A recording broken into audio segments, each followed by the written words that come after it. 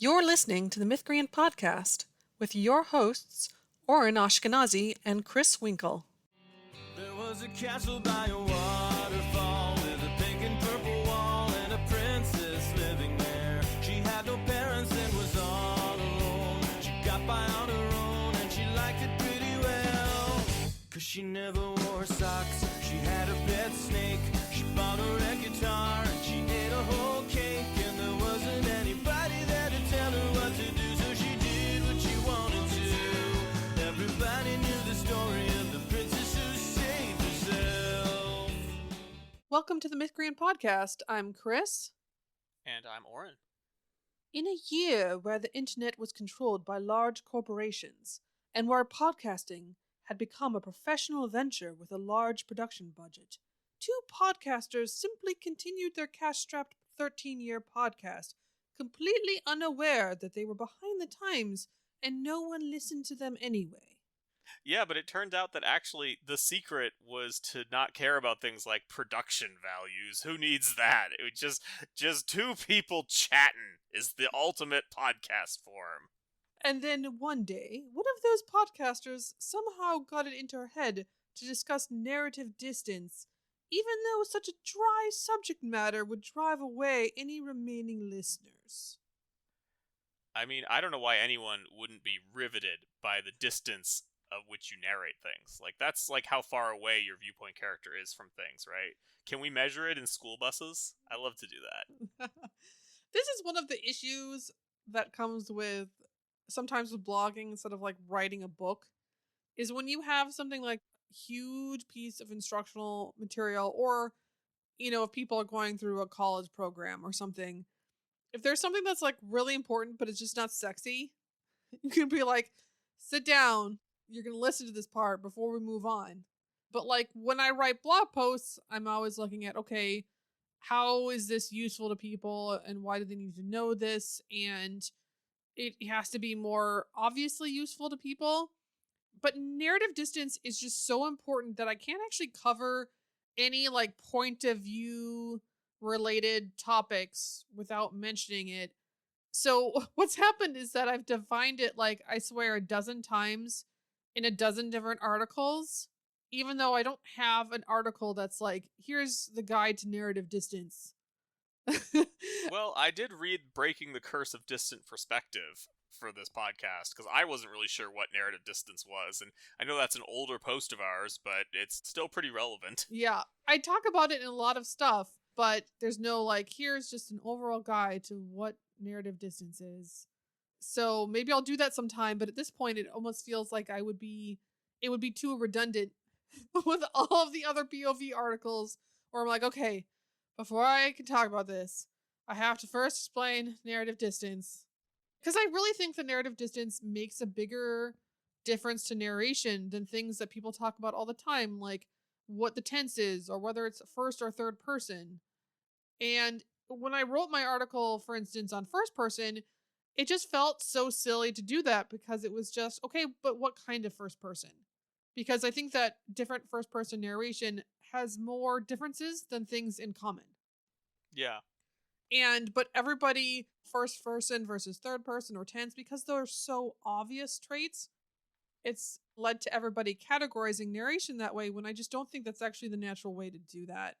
So it just becomes very awkward, where, if I wrote a similar post on third person, it would be very similar to my post on third person with some adjustments, because narrative distance makes such a huge difference. Anyway, what is it and what isn't it? Before we can talk about this, you do have to explain narrative distance again. I do have to once more explain what narrative distance is. Okay. But I also want to talk about what it isn't, because Okay. there are some disagreements in this industry. Everybody has their different terms and their own definitions.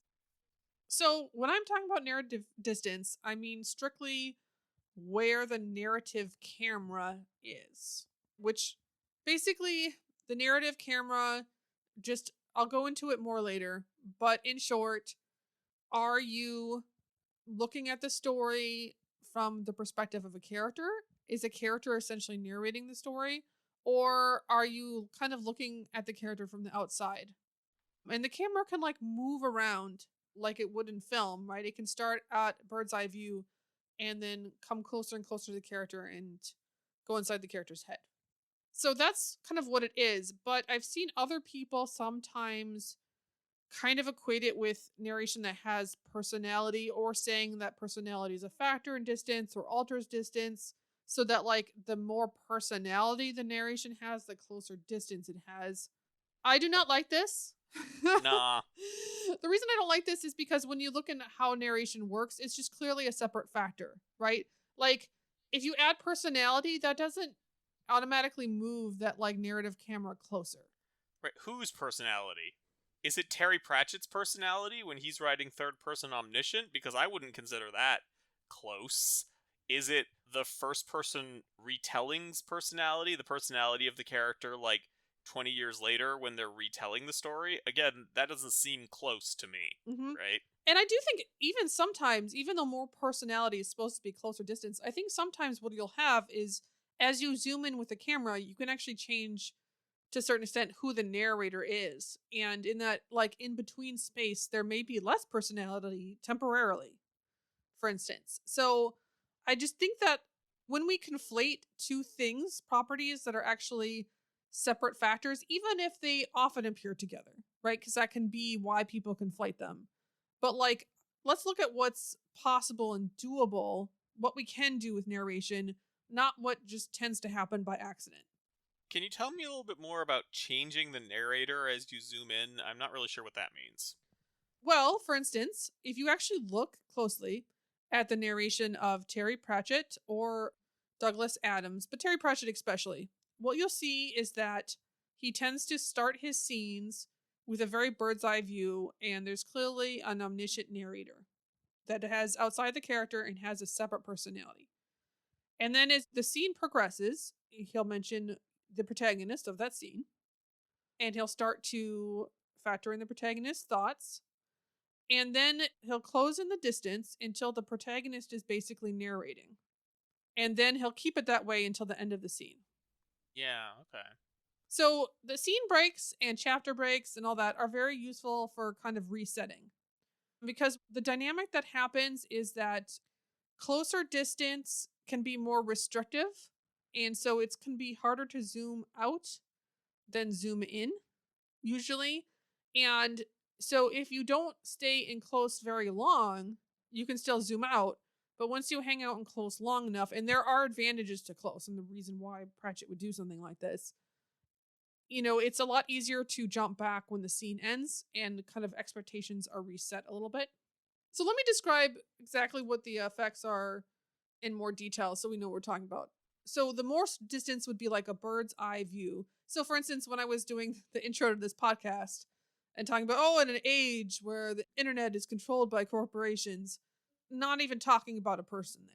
I'm talking about like the general time period, or you could, hey, look, there's some cool mountains, right? So there's a very bird's eye view. And then you can place a character in the scene, but it can still feel like they're far away. We don't know how they feel. So we're looking at a landscape and we see a character on a horse running down the road. Mm-hmm. And then it gets a little closer when we start telling readers what the character's thoughts and feeling are, but we're not showing them, we're just telling them, right? So this is how Pratchett would start. And often what we have is either character thoughts are just told, right? He thought that was a bad idea. But we don't have, hey, that's a really bad idea, or something the character would think directly. Or we do have something in italics where the character's like, wow, that's a bad idea. But it's treated a lot like dialogue, where it's in italics, so it's set off from the rest of the narration, and then it has to be attributed, just like dialogue is attributed. Wow, he thought, that's a really bad idea. Yeah, I see. We can see a clear distinction between what is character thoughts and what is narration. And then once we get in closer and we're starting to actually look through the character's eyes and we're in close perspective, what happens then is their narration starts to reflect what they're thinking and feeling. And we don't need direct thoughts anymore, because instead the whole narration is their thoughts and feelings. But it's not dialogue. It's just reflected in kind of the reality that the narrator is saying. Wow, this character had his whole plan and didn't seem to realize it was a bad idea. It's kind of built into the narration. Now, you can still do direct thoughts with italics in close narration. I've started doing it for effect sometimes. So I had one story where it was in close perspective, but when the character was in a really urgent situation and was just like, run, right? I would sometimes put in a direct thought because it's just more kind of immediate feeling, especially since direct thoughts are always in like first person present tense because they're what the character is thinking. Yeah, I mean, if you put something in italics, it emphasizes it, and that's why you should put everything in italics, because all things should be emphasized. So you can still use direct thoughts for effect, but generally you wouldn't have tons of direct thoughts anymore because you can just include lots of thoughts and feelings in a much more smooth and natural way, because direct thoughts, sometimes you want things to stand out, but often you don't. And it's going to limit how many thoughts and feelings you have if they have to be set off like that every time, and if they're always like yelling and calling attention, right, to those lines. So indirect thoughts allow for a lot more kind of like internal perspective from that character, right? And so now the character basically is the narrator and things are being told from their perspective. And it's similar to what I would call the knowledge factor and point of view, but it's different. So the knowledge factor is just, we talk about this a lot, it's how much does your narrator know? So omniscient, we talked about, the narrator is all-knowing. And generally omniscience requires a distant narrator because individual characters don't usually know everything because that's usually story wrecking. Usually. Every once in a while there are exceptions, but... Right, there are very niche scenarios, but generally that is going to be distant. And that's like a storyteller personality, not a character personality. Yeah, you generally don't want to like reveal who the narrator is and then have the reader wondering, how do they know all that? Who told them that? And then the other one that we have is limited, which means that we know as much as a specific viewpoint character knows and no more. So once you're in close perspective, that's almost always going to be limited perspective, where you should not introduce things that the character wouldn't know anymore. That's very jarring. It's going to be called head hopping oftentimes, or a viewpoint break. But people do sometimes write in limited distant, which I often am very skeptical about. Because like the whole purpose of getting distant is to give yourself the freedom to include in more information. Otherwise, you would just want a more intimate perspective. So doing something where you're not getting the intimate perspective, but also you don't have freedom, I mean, it can allow you kind of blur the lines a little bit between whether the character and the omniscient narrator is narrating a little bit more, because as long as you don't include information the character doesn't know, it's going to be less jarring, right? So it's sometimes used for that. But then the other one I call future, which is when you have a character retelling their past. Sometimes they're kind of like an omniscient narrator because they know the future and they have that like additional knowledge and a little bit of an outside perspective from the actual character going through the story, but they're not fully omniscient. That style's great because, technically speaking, you can pause the narrative at any time you want and just ramble about whatever comes to mind. It's true, you can. And because you can technically do it without breaking your viewpoint... But should you? You definitely should. Like, if you can do a thing, it necessarily follows that you must do that thing. But yeah, another pet peeve, another thing where people are wrong, is just the general, again, the conflating of two other concepts where people say that first person is close distance and third person is distant.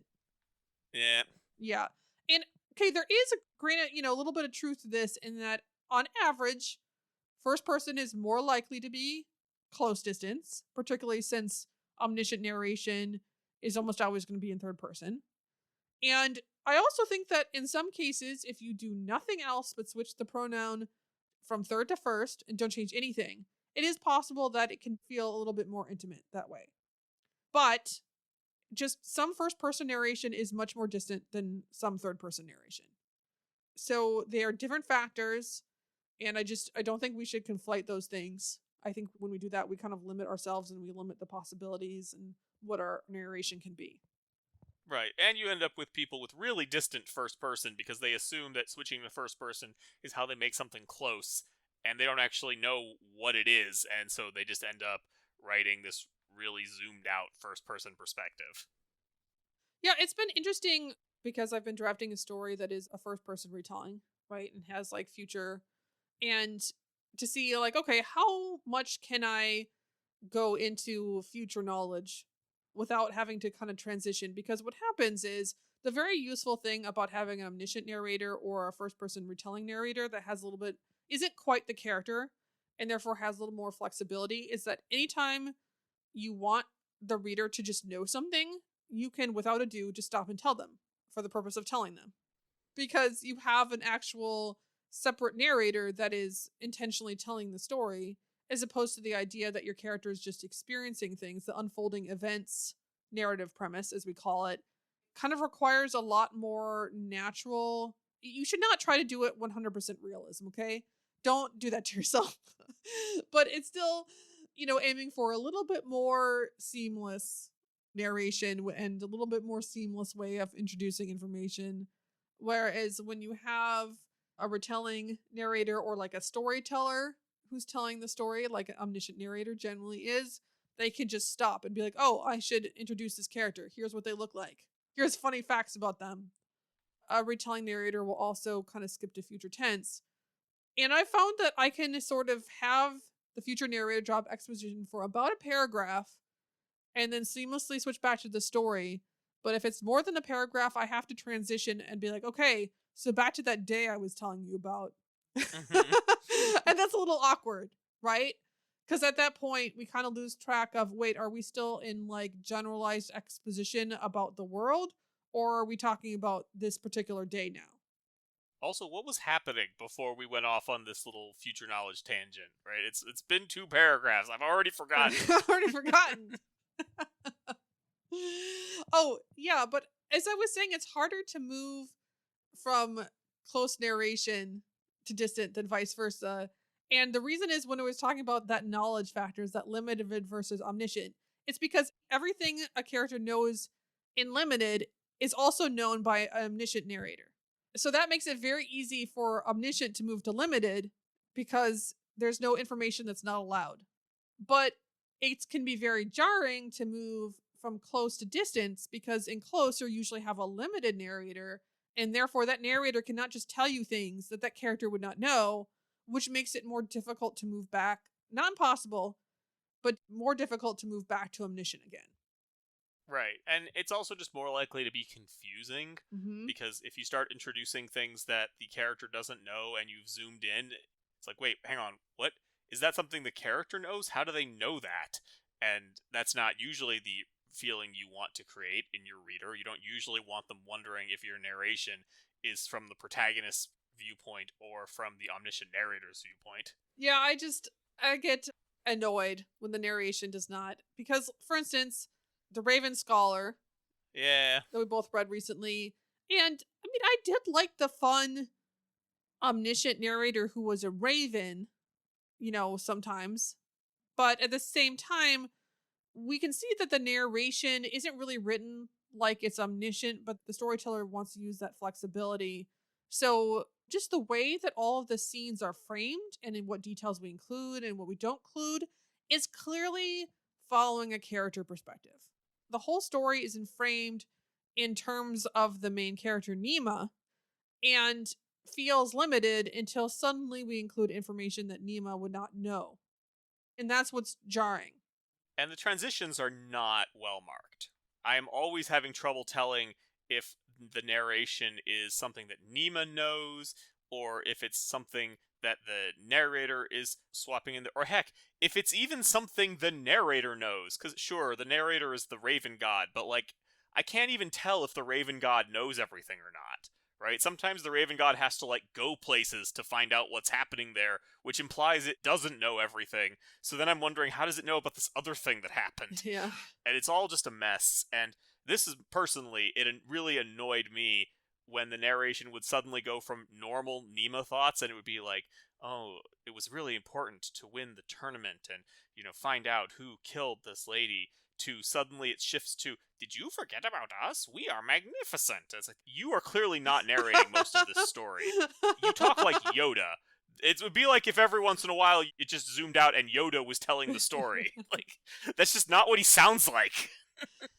So I have an article primer on omniscient narration where I actually cover pretty thoroughly how distant omniscient narration needs to be done so that it feels like an omniscient narrator. Because if you don't have that expectation, right, if you don't make it clear, the reader can't read your mind that this is supposed to be distant narration. If it looks like close narration, they'll assume it's close narration, right? So you have to have narration that is clearly not coming from the character in order to maintain that omniscient flexibility if that's what you want.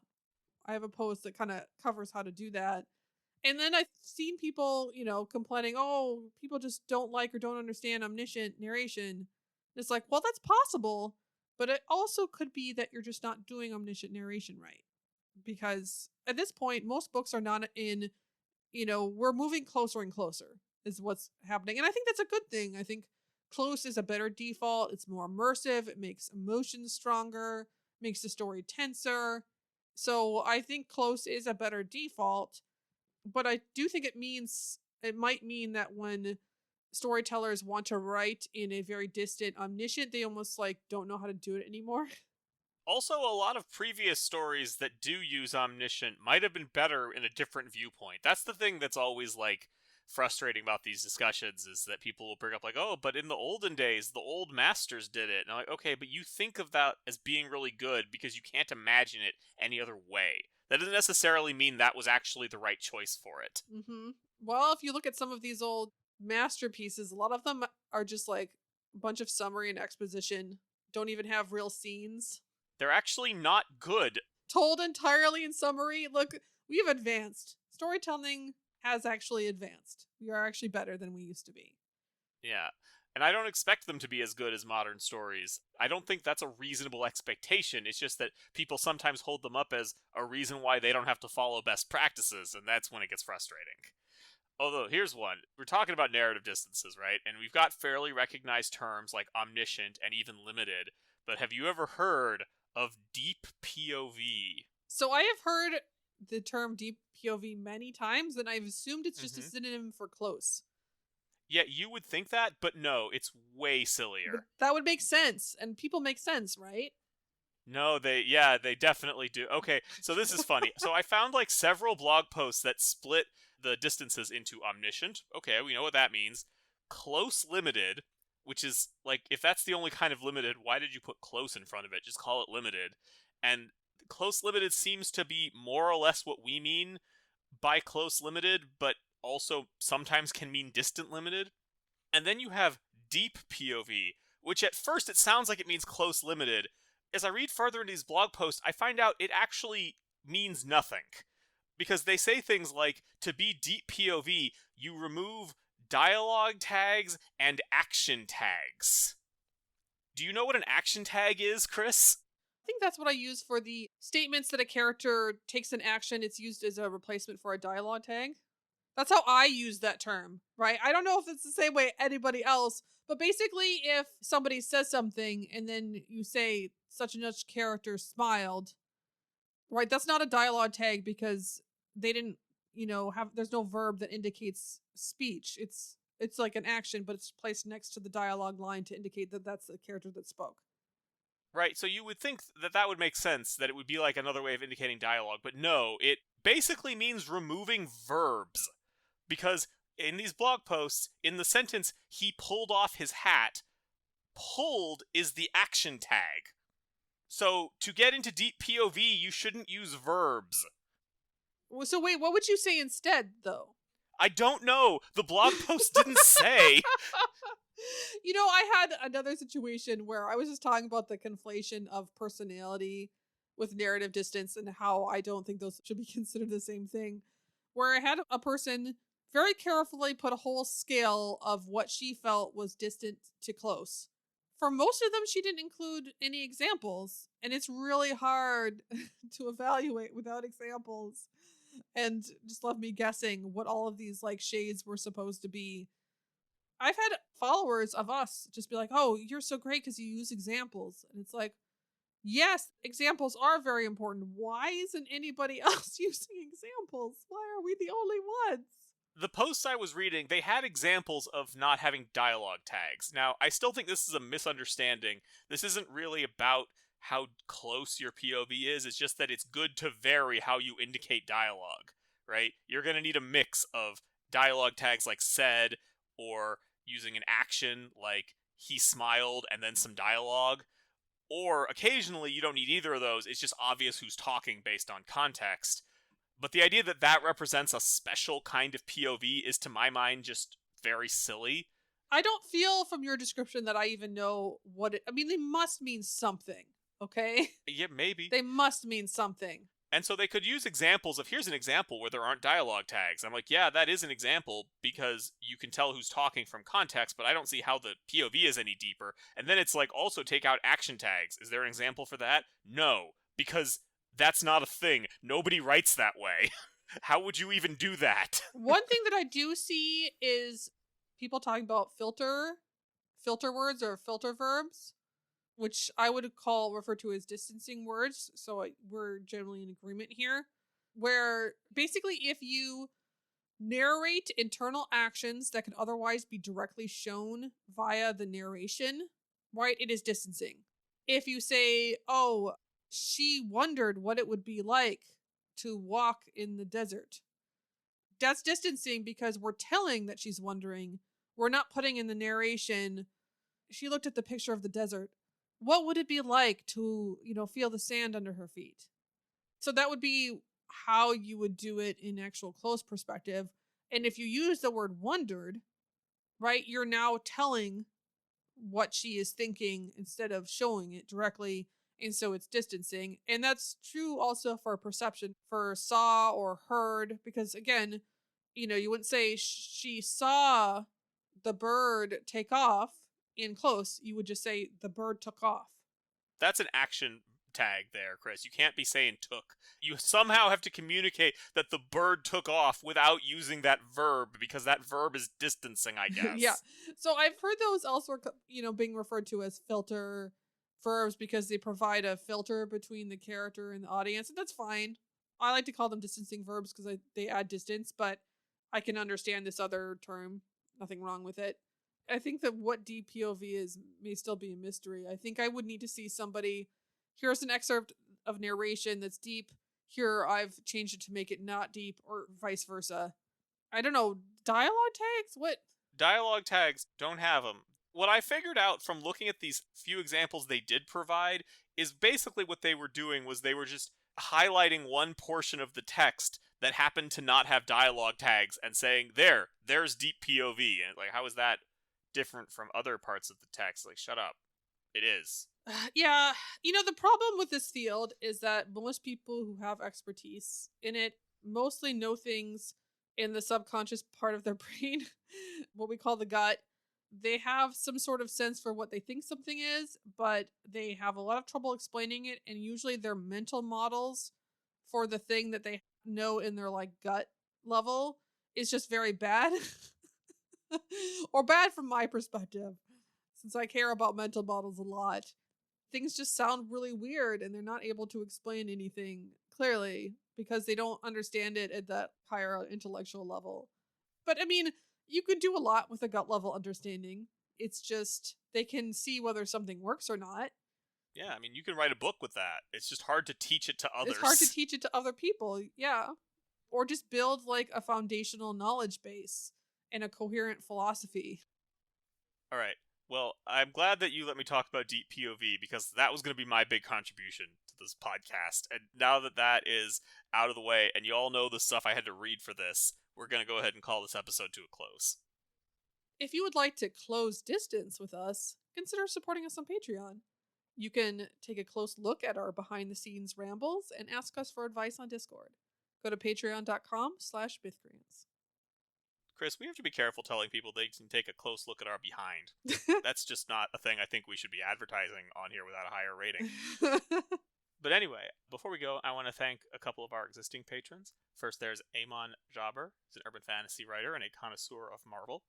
Then there's Kathy Ferguson, who's a professor of political theory in Star Trek. We will talk to you next week.